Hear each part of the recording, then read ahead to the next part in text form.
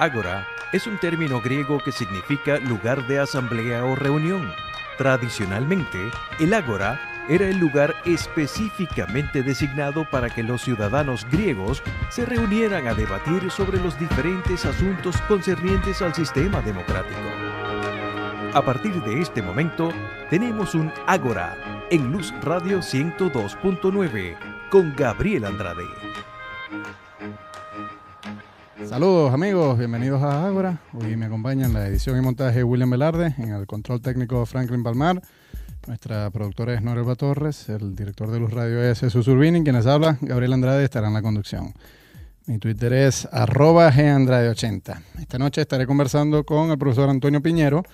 Él es autor del libro Guía para entender a Pablo, publicado por Trota. Este es un texto muy extenso que hemos dividido en varios programas. Hoy estaremos conversando sobre la primera carta que Pablo escribió a los Corintios. Saludos Antonio, bienvenido, buenas noches.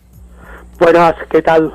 Saludos a todos. De todas las cartas de Pablo, tengo que decir que esta es la que yo más he disfrutado leyendo.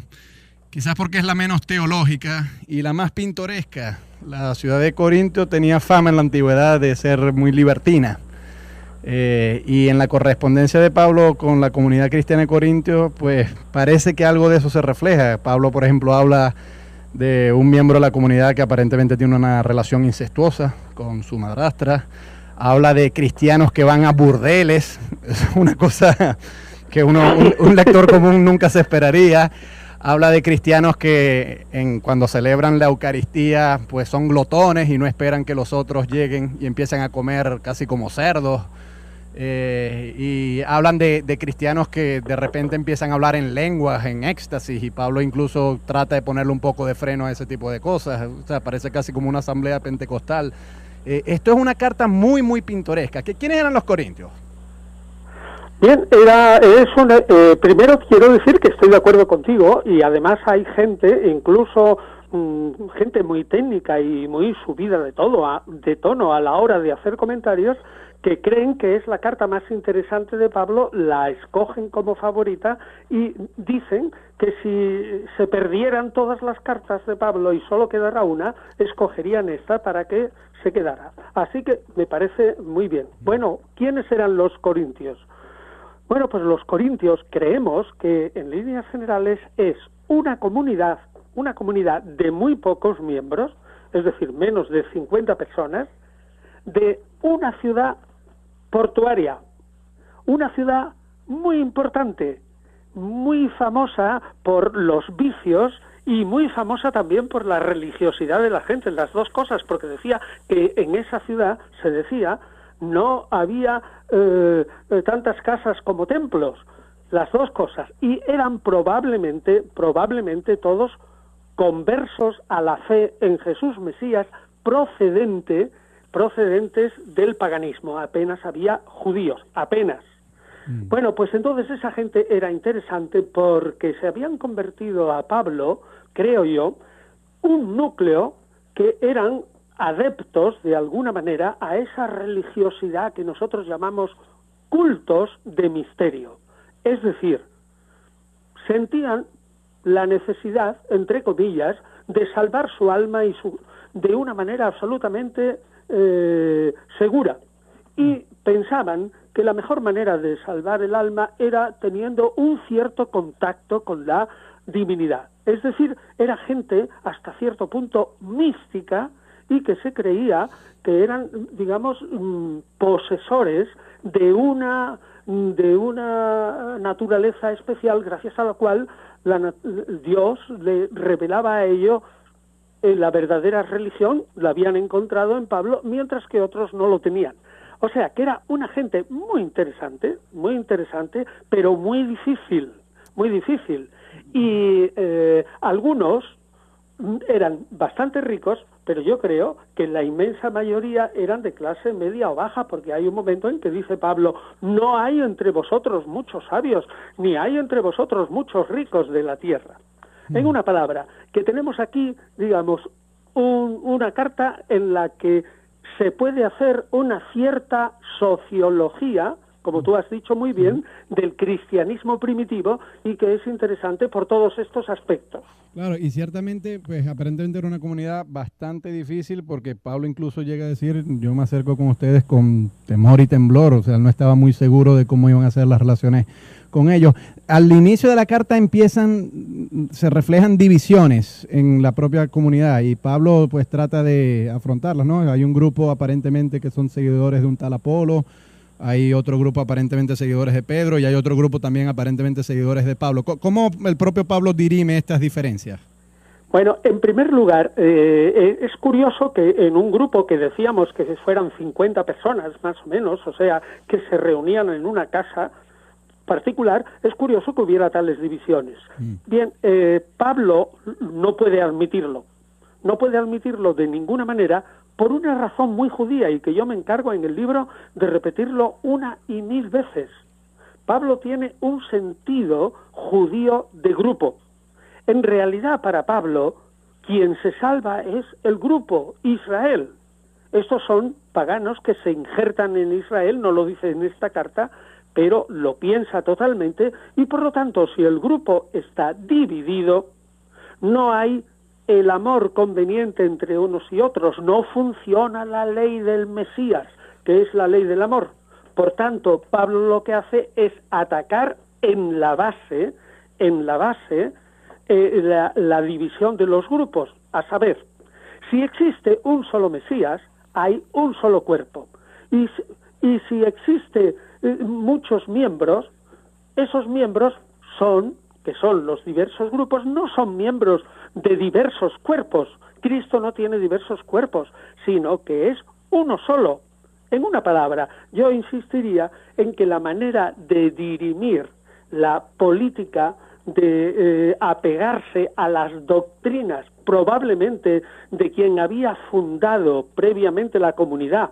Es decir, Pablo no funda esa comunidad de Corinto, sino que antes había estado este tal Apolo, habría pasado por ahí, probablemente, es seguro, el apóstol Pedro, y hay otro grupo misterioso que no solo son los paulinos, sino que son los llamados de Cristo. Es decir, gente que se creía más de Cristo que los demás. Pablo opina que dentro del espíritu cristiano es absolutamente indispensable estar absolutamente unidos y que nadie puede ser más de Cristo que otro porque un apóstol, Pedro, por ejemplo, le haya predicado y le haya enseñado una serie de cosas sobre Jesús, u otro apóstol, Apolo, le haya enseñado otras cosas diversas, u otro apóstol, Pablo, le ha enseñado otras, y los de Cristo hayan recibido doctrinas de Cristo por alguna revelación especial. Por lo tanto, en una palabra, vuelvo a insistir en que para Pablo el que se salva es el grupo, y dentro del grupo el individuo, y si el grupo no está unido, el individuo tiene más dificultades para conseguir la salvación, y la salvación es por la ley del amor. Primero Corintios, que vale agregar que seguramente no fue la primera carta que Pablo escribió a los Corintios, porque él hace mención de una carta previa, pero no la tenemos. Pero Primero Corintios es quizás la carta de Pablo que más ahonda en temas sexuales. Y él aprovecha para reprochar a algunos miembros que hacían cosas que a nosotros nos resultan bastante escandalosas y que yo no habría imaginado que los cristianos primitivos hubiesen hecho. Nosotros siempre tenemos la imagen del cristiano con la aureola, ¿no? Siendo muy casto, pero él reprocha a algunos corintios que aparentemente han incurrido en adulterio, en fornicación, en incesto. ¿Qué tan ciertos eran esos rumores? Pues probablemente es verdad. Si estamos en una... es totalmente cierto, me parece a mí, porque resulta que en griego, yo no sé si lo digo en la obra, pero ciertamente en griego el verbo korintiatsein, que significa portarse como un corintio, significa portarse lujuriosamente. Por lo tanto, en una ciudad con dos puertos, uno a un mar y otro al otro, pues una ciudad en donde había montones de gentes abigarradas, no es extraño que una ciudad de marineros o algo así hubiera una promiscuidad sexual muy superior a la de Grecia. Bueno, ¿y por qué en concreto, una vez establecido que el fondo de la ciudad sí que te podía llevar, digamos, a esa promiscuidad? Es como si tú te vas a Hamburgo, en el norte de Alemania, y te vas a un barrio marinero y todo eso, y verás que hay como una especie de ciudad del sexo. Sí, y bueno, o aquí en este hemisferio, Las Vegas. Algo increíble, digamos, incluso aquí, al menos en España, el que haya una especie de ciudad del sexo o algo así es increíble, pero puede ser típico de una ciudad portuaria. Bueno, entonces, Antonio, te voy a interrumpir un momento. ¿Cómo siendo cristianos podrían o justificar que ellos podían tener unos comportamientos sexuales que aborrecían a Pablo? Vamos, Antonio, a Pablo fuera de combate. Disculpa que te interrumpa. Antonio, vamos a ir a escuchar un tema musical y al regreso me elaboras esa respuesta con mucha mayor amplitud. @GAndrade80 es mi Twitter. Hoy converso con Antonio Piñero a propósito de la primera epístola a los Corintios de Pablo. Seguimos en Ágora, @GAndrade80 es mi Twitter. Hoy converso con Antonio Piñero sobre la primera epístola de Pablo a los Corintios. Te interrumpí en el segmento anterior, Antonio, porque íbamos a escuchar un tema musical, pero ahora sí te doy espacio para que tú respondas la cuestión de por qué los primeros cristianos de Corintios pues aparentemente incurrían en tanta inmoralidad sexual. Bueno, unos cuantos, y eso es lo que quiero decir. Pues porque ellos creían estar poseídos dentro de su espíritu. El ser humano se divide en cuerpo, alma y espíritu. El cuerpo ya lo conocemos, el alma es el hálito vital que mueve al cuerpo y el espíritu es la parte intelectual, que es la parte que se une más a Dios. Si resulta que yo estoy unido a Dios y la salvación, como buen griego, lo que importa es la del espíritu, la parte superior, yo estoy salvado.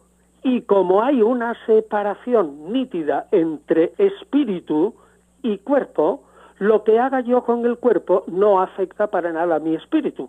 Es decir, si yo tengo un espíritu fuerte, amo al Mesías, estoy totalmente convencido de que Jesús, etcétera, es el vínculo que me une con Dios y todo eso y tal, puedo realmente hacer con mi cuerpo lo que me da la gana, que aunque yo lo someta, digamos, a placeres carnales y toda suerte de actos libidinosos que molestan a un judío en extremo, no afectan a mi espíritu. Nosotros no lo entendemos hoy y decimos que cuerpo y espíritu están unidos en una sola persona y lo que se haga con el cuerpo se hace también con el alma. Pero en Corintio, entre los corintios, no era así. Había un sentido tal de la división entre el espíritu arriba y el cuerpo abajo, que si yo el espíritu lo tenía ya en el cielo, de hecho ya había resucitado, de hecho ya estaba salvado, podía hacer con el cuerpo lo que quisiera. Y realmente, para Pablo, eso es imposible. Bien. Entre otras razones. Primero porque, aunque un judío diga, el hombre se compone de cuerpo, alma y espíritu, en el fondo, ese judío no sabe distinguir en el fondo entre el alma y el cuerpo. ¿Por qué? Pues porque los judíos son semitas y tienen los pies muy bien puestos en el suelo y son gente muy corpórea, digamos, así. Un judío está totalmente convencido de que si yo te toco a ti en el cuerpo, de alguna manera estoy tocando tu alma. Y a la inversa, si penetro en tu pensamiento y en tu espíritu, es como si comprendiera el ser humano completo. Es decir, que el cuerpo no puede separarse del espíritu. Y lo que dice Pablo es, nuestro cuerpo es el templo donde habita Dios. El espíritu que participa con Dios habita en un cuerpo y ese cuerpo es el templo de Dios. ¿Cómo voy a profanar la carne mía, que es el templo de Dios, yéndome con prostitutas? Porque si yo me uno a una prostituta, le dice Pablo, me hago uno con esa prostituta, es decir, que es una pagana y una inmoral. Entonces realmente todo mi cuerpo, que es la sede donde Dios habita como espíritu, queda profanado. Con lo cual Pablo, se quedaba absolutamente aterrorizado y les lanzaba estos argumentos. Claro. Y hay otra idea muy fecunda que Pablo lo dice, y es el sexo desviado, el adulterio, la prostitución, todo sexo raro, es la antesala del culto a dioses falsos, es la antesala a la idolatría. Un individuo que se dedica a los placeres del cuerpo resbala hacia la idolatría mucho más fácilmente que aquel individuo que es continente. Y por lo tanto Pablo dice, se acabó. Y en el caso ese que tú decías de uno que se había, digamos, se acostaba con la que había sido la mujer de su padre, bueno, eso hay que explicarlo porque las chicas se casaban a los 12 años. Por lo tanto, el padre, que ya era mayor, se podía haber casado con una chica bastante jovencita, muere el padre y entonces el hijo, que era relativamente joven, se encuentra con que su madrastra es casi tan joven como él y se enamoran. Bueno, eso para los judíos es lo más horrible que uno se puede imaginar, y Dios considera que ese es un pecado tan grave contra la pureza de la divinidad que aquel que lo haga debe ser, como dice el Antiguo Testamento, sacado fuera del campamento y lapidado. Por lo tanto, en síntesis, el templo del cristiano, según Pablo, es el templo del Espíritu, el templo de Dios. Y el templo de Dios no puede ser el templo del demonio. Y el sexo es de este mundo y, por lo tanto, Satanás, que es el rey de este mundo, sería el dominador del cuerpo y del sexo. Imposible. Fuera. Claro. Bueno, hablando de ídolos, que tú los mencionaste ahorita, yo he quedado un poco confundido leyendo esta carta con la postura de Pablo en torno a si es lícito o no comer carne ofrecida a los ídolos, porque por una parte dice, los ídolos no son nada, por lo tanto no te debe importar si una carne fue ofrecida a ellos o no, pero entonces por otra parte dice, bueno, pero eso sí tiene ciertos peligros, y la verdad es que no lo veo nada claro cuál es la postura de Pablo al respecto. Bueno, yo creo que la postura de Pablo es bastante comprensible si uno piensa que no es un judío de Israel, sino un judío de la diáspora que tiene una mente bastante abierta. Y es la siguiente. Primero, los bienes de la comida, como es un bien de la creación, por sí es absolutamente bueno. Solamente un alimento es malo si ha sido consagrado a alguien que no es Dios, o Dios, solamente para los judíos, les ha indicado que ese alimento está prohibido. Por lo tanto, él tiene la idea de que el alimento en sí no es nada. La segunda cosa es lo que tú has dicho, un verdadero creyente en el Mesías sabe perfectamente que los ídolos y los dioses son nada. Entonces, ¿qué más le da? Si sabe que una carne ha sido sacrificada después de, por ejemplo, un buey que ha sido sacrificado en honor de Apolo, se llevan una parte los sacerdotes y el resto se reparte entre los servidores y el otro resto del templo, quiero decir, y el gran resto se reparte, digamos, entre los adoradores de Apolo, de una parte, de un barrio, de una ciudad, etcétera. Y dice Pablo, bueno, si Apolo no existe y no es... ¿Qué más da? Ahora bien, dice, hay gente en la comunidad que no tiene esta mentalidad bien formada. Y entonces cuando ven que un individuo va a casa de otro amigo y el amigo le dice, oye, mira, esta carne la he comprado en el mercado y fue del buey que sacrificaron el otro día al dios Apolo. Pues entonces, dice Pablo, el que no tiene la conciencia bien formada se escandaliza y llega a formarse una idea errónea, a saber, que creyendo de algún modo que los dioses existen, se puede comer tranquilamente algo que está ofrecido a eso que no existe en realidad porque es un dios falso, es un ídolo. Luego entonces, la mentalidad de Pablo es comer comida dedicada a los ídolos, no me importa si tengo la mente, mi conciencia bien formada, pero si hay alguien que se escandaliza, prefiero renunciar a mi derecho con tal de que el otro miembro de la comunidad no sufra escándalo y haga algo. Es decir, está pensando sencillamente en un hombre de la comunidad que es un poco tonto, de que está mal formado y que puede hacer, digamos,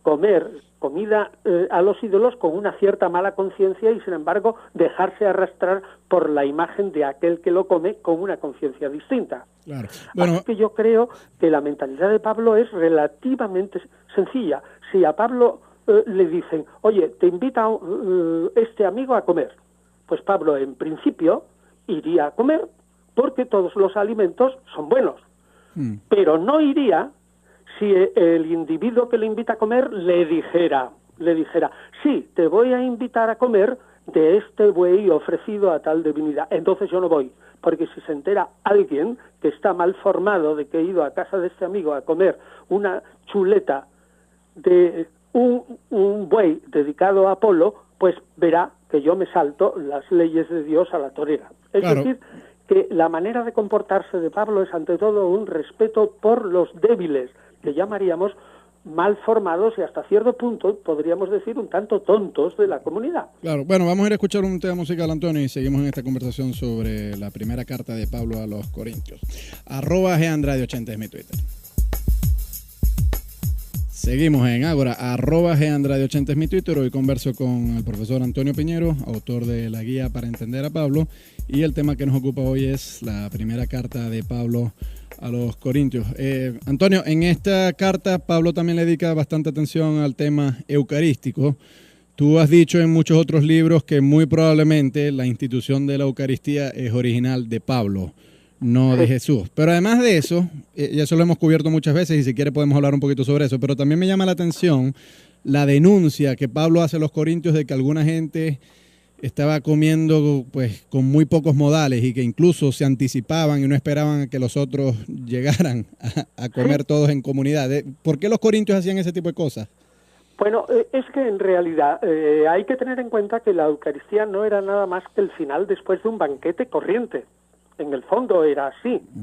Es decir, el romper el pan, la fracción del pan, tal como aparece en los Hechos de los Apóstoles, no es más que un banquete corriente, bueno, solemne, pero quiero decir normal o usual, de un día de fiesta, un sábado, por ejemplo, y resulta que al final se hace una rememoración. Bueno, entonces, como eso es así, y ciertamente, opino yo, Pablo lo que hace es trasladar esa costumbre de hacer comidas y rememorar, pues por ejemplo, a Jesús después de las comidas. No es extraño que como era una casa grande con 50, pues el dueño de la casa no iba a invitar a comer todos, sino que cada uno llevaba su propia comida y el que llegaba tarde y era pobre y los demás habían comido antes, pues se quedaba en ayunas. Yo lo veo que corresponde a una mentalidad que es muy distinta a la nuestra, pero que era así la sociología del cristianismo primitivo. Por tanto, que les quede claro a los oyentes, la fracción del pan, que es el origen de la cena, de la rememoración, el recuerdo de la cena, era en principio una comida solemne en cuyo final se celebraba una acción de gracias especial. También es muy interesante esta carta por la referencia que Pablo hace a la glosolalia, a la habilidad de hablar aparentemente en otras lenguas, más o menos como en el evento de Pentecostés. Pero que Pablo empieza a ver esto con sospecha, dice, esto es una cosa peligrosa que se puede salir de nuestras manos. Y entonces, pues los corintios aparentemente eran muy frenéticos en este tipo de cosas y el propio Pablo les hace un llamado al orden. No es que lo suprime, pero sí trata de limitarlo. ¿Qué peligro vio Pablo en eso? Bueno, a mí me parece que el peligro era la reunión en sí, que era una reunión de gente exaltada.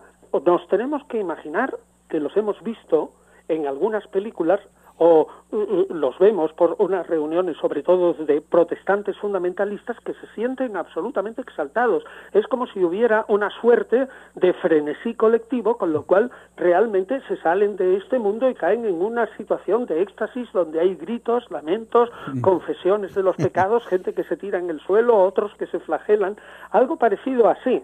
Entonces Pablo dice, esa reunión se nos escapa de las manos en el momento en que se hace esa suerte de comunicación estática con la divinidad individual y por sí misma, no como el grupo, sino como el individuo por Dios. Y segundo, cuando nos reunimos en grupo tenemos que exhortarnos unos a otros a llevar adelante la vida, y la vida es muy difícil, no podemos perder el tiempo en unos lamentos, gritos, éxtasis, desgarradores, palabras ininteligibles cuando yo estoy comunicándome con la divinidad y el que esté al lado se queda a dos velas, se queda absolutamente sin saber nada de lo que está pasando allí. O sea que estamos vuelta otra vez a una comunidad de gente que era absolutamente pentecostalista, diríamos hoy, como muchos protestantes que están gobernados absolutamente por el Espíritu, y cada vez que se reunían, yo no sé si es que allí pues comían alguna cosa especial o echaban lo que decían los antiguos, saumerios, es decir, inciensos y otras cosas, y se volvían un poco locos, pero eso a Pablo, que era un visionario, le parecía que no contribuía para nada a la edificación y a la construcción del grupo, y volvemos a lo mismo, el grupo es el que se salva, y dentro del grupo el individuo.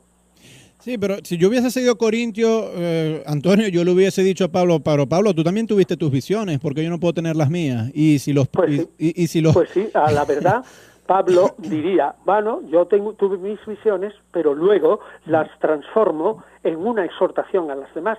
Son verdades que yo recibo del cielo y luego yo las paso a los demás. Es decir, transformo mi visión extática en un lenguaje corriente espiritual de edificación del prójimo, mientras tú no lo haces. Y él respondería a Pablo así: no me interesa a mí un éxtasis exclusivamente cuando ya estoy en una comunidad en el que me beneficio yo solo y no el grupo entero.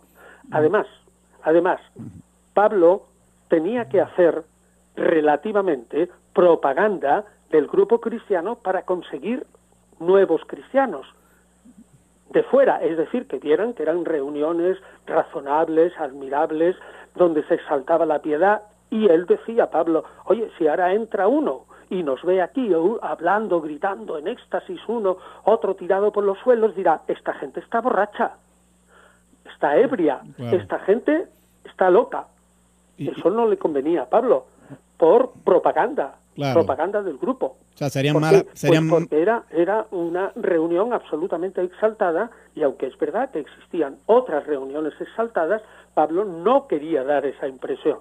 Claro, Pablo era un gran relacionista público, él sabía que esto sería mala publicidad para su movimiento. Ciertamente, eso era pésima publicidad. Claro. Bueno, lo que sí podemos decir respecto a lo de la Cena del Señor, ¿por qué he defendido yo en todas partes que esa interpretación de la Cena del Señor, que aparece en 1 Corintios el capítulo 11, es propia de Pablo? Pues porque Pablo lo dice.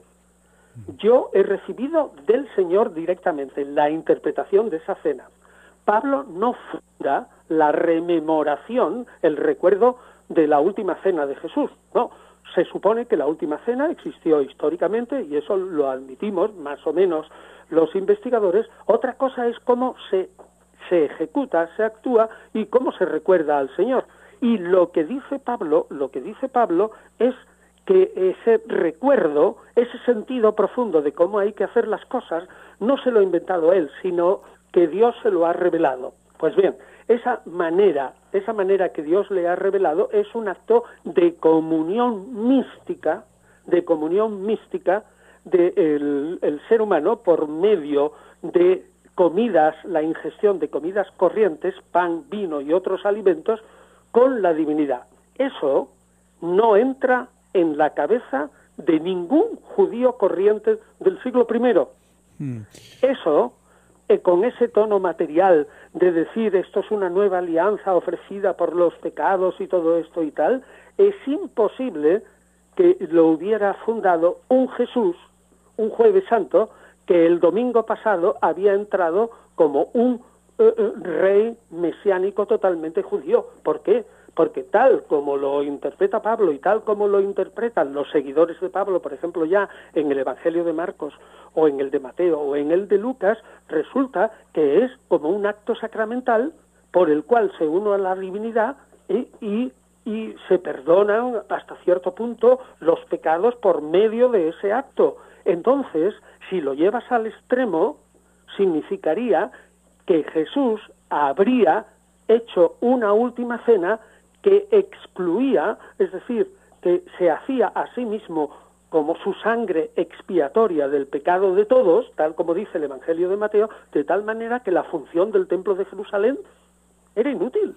Es decir, si tú pones la Cena del Señor tal como la entiende Mateo, el Templo de Jerusalén no vale para nada, no tiene ya ninguna función expiatoria. Claro, Antonio, eso es imposible que lo haya fundado Jesús. Vamos a ir a escuchar un tema. Sin embargo, el Jesús de la historia.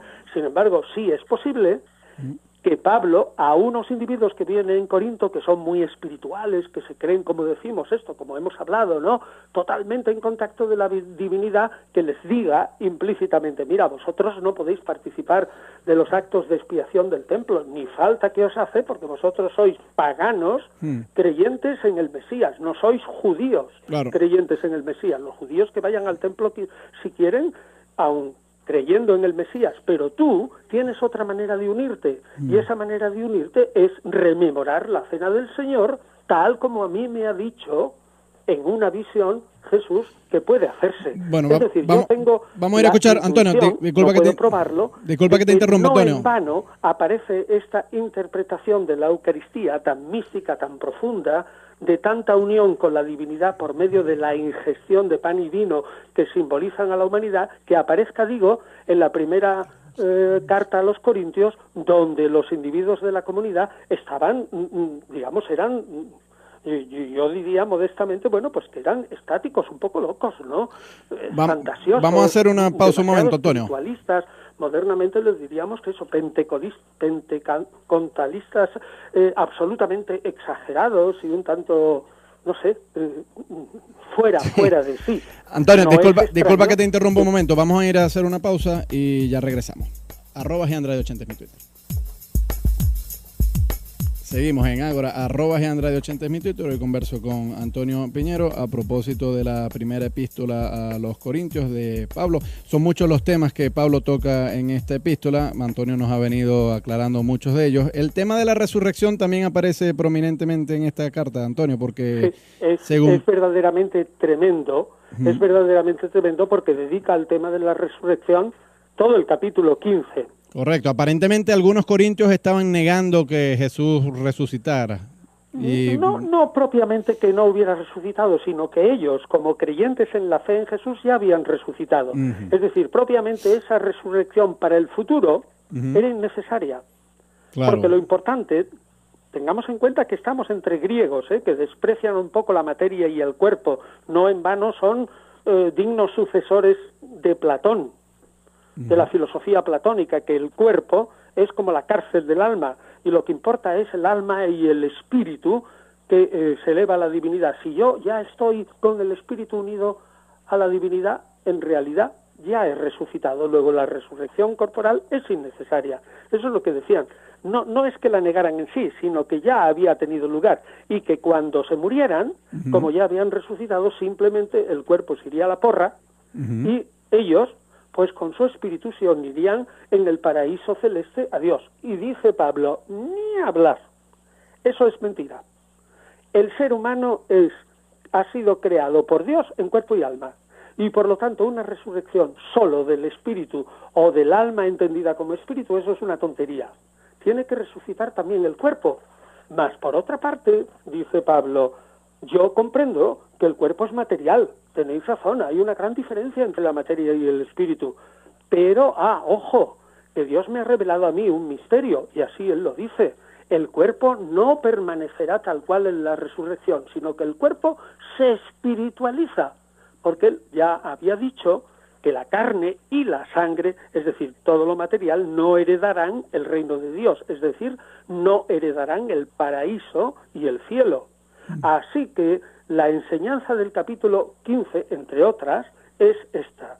El ser humano Y fíjate qué semita es esto, profundamente semita, como ahora los mártires del Estado Islámico, pues se van a un cielo donde la mayoría de los placeres son corporales, ¿no? Pues porque se van a acostar con 72 vírgenes para ellos solos.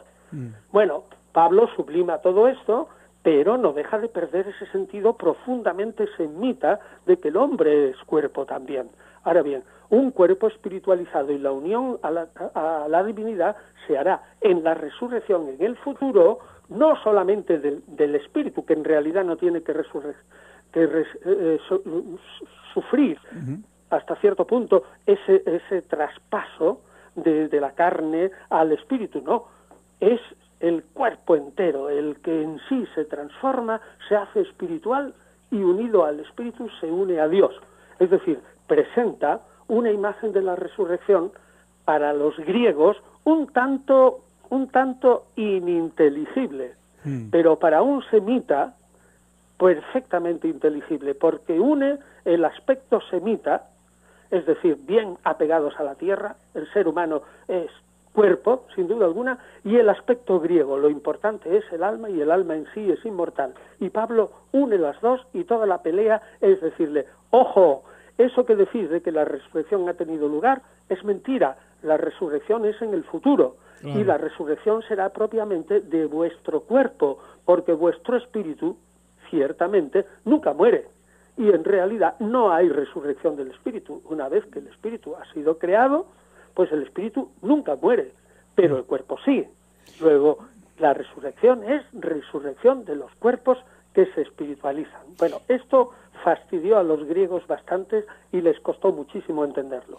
Sí, hay muchos cristianos así, modernos, liberales, ¿no?, que quieren hacer de la resurrección algo así como una metáfora, pero es claramente antipaulino, porque ya en estas epístolas... Totalmente antipaulino. Sí, pero a mí lo que otra cosa también interesante, que no sé si te parece bien que lo digamos, es que el reino de Dios que aparece al final del capítulo 15, bueno, ya aparece en el, cito de memoria, que me puedo equivocar, pero vamos, creo, aparece ya en el versículo 28, cuando distingue entre reino del Mesías y reino de Dios, y al final del capítulo, hacia el 50, el versículo 50, cuando dice que va a haber dos reinos, que es primero un reino del Mesías y luego un reino de Dios. Y entonces uno, como Pablo, las cartas son, digamos, tan pequeñas y explica tan pocas cosas, y une uno lo que ya hablamos en Primera Tesalonicenses, en el capítulo 4, cuando dice, el fin del mundo viene enseguida, Jesús viene por los aires, entonces los muertos resucitan, los muertos cristianos, y nosotros que estamos vivos seremos transportados por las nubes y estaremos con Jesús en el aire, y así estaremos siempre con el Señor.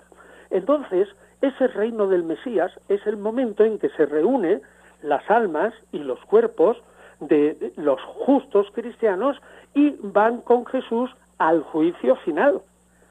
En el juicio final son totalmente liberados y luego ya viene el reino de Dios. Y dice Pablo, el reino del Mesías consiste en vencer a todos los enemigos, que es el pecado y la muerte.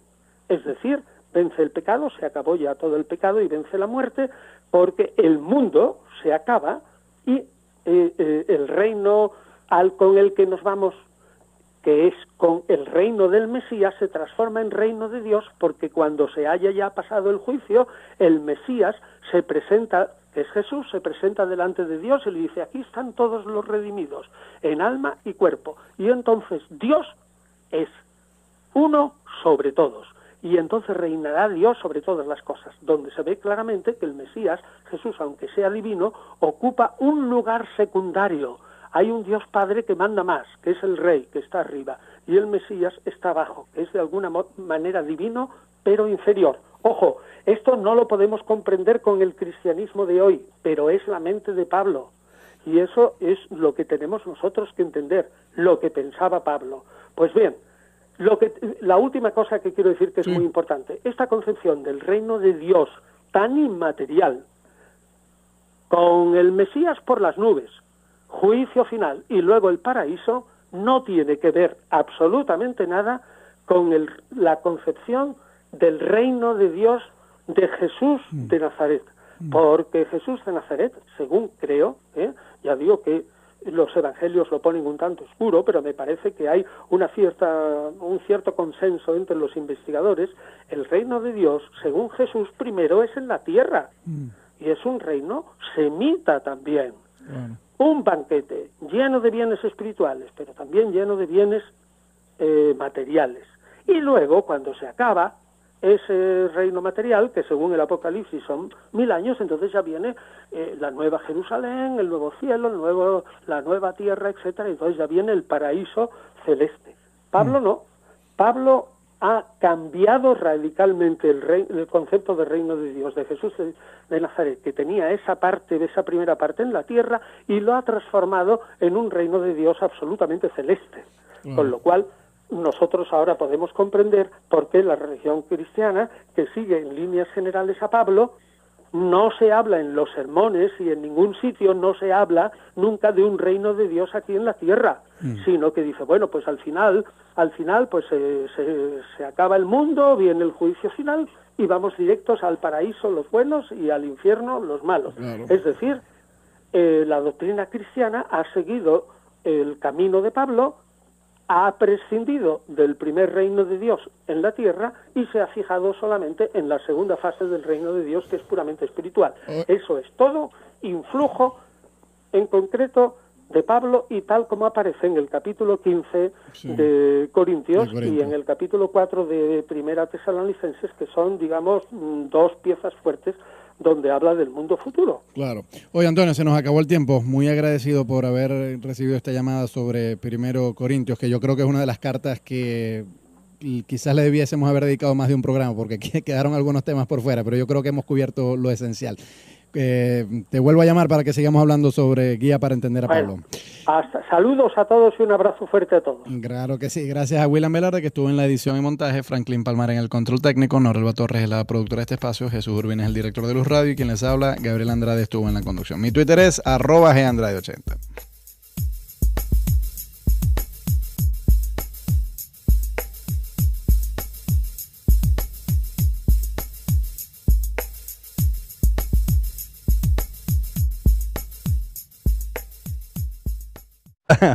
Que un lector común nunca se esperaría.